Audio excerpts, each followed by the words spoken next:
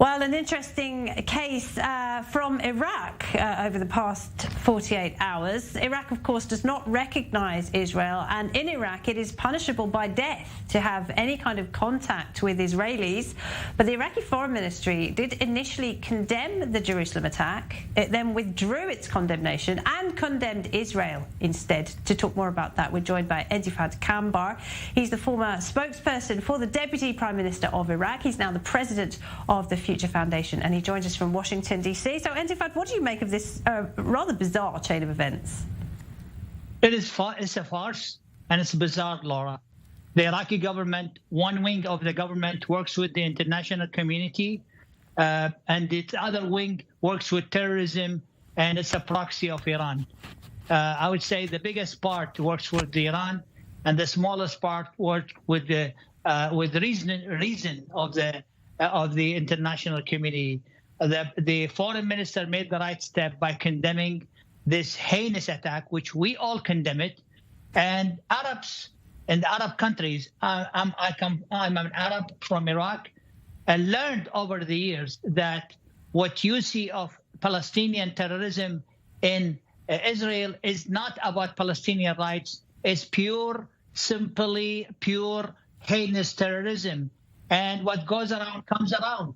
And so that's what we saw, what ISIS have done in Iraq, shooting indiscriminately against civilians. And so Gulf countries, Iraq and other Arab countries learned the hard way that when Israel was telling the whole world, this is terrorism, and some speculators were saying these are liberation movement. They are not really liberation movements. They are fronts of terrorism on behalf of Iran, on behalf of ISIS, on behalf of Islamic extremism. There's no reason to kill civilians in Jerusalem. I have been to Jerusalem, and I went to the Aqsa Mosque, and I had full access to the mosque, and I prayed inside the mosque. I was not prevented by any soldier. There were no checkpoints. There was no prohibition of Muslims to pray or practice their Muslim rituals inside or outside the Aqsa Mosque. So this is basically not serving the Palestinians' rights, but it's serving the purpose of terrorism and anti-humanity in the world. And just very quickly, it does contradict with what the Iraqi Prime Minister said recently, that he wants US troops to stay in Iraq to fight terrorists. Exactly. They, at one hand, they say that we want to fight terrorism and we are against ISIS. At the other hand, they condemn Israel for fighting for its existence, for simply defending their own citizens.